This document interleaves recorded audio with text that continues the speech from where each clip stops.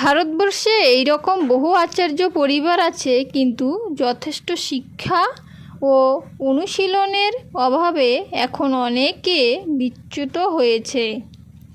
ভগবানের কৃপার প্রভাবে কোনো কোনো পরিবারে এখনও পুরুষানুক্রমে সাধকের আবির্ভাব হয়ে থাকে।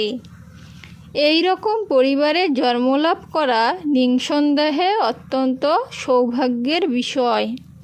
সৌভাগ্যকর্মে ভগবানের কৃপার প্রভাবে আমাদের আচার্যদেব ও বিষ্ণুপাদ শ্রীমদ্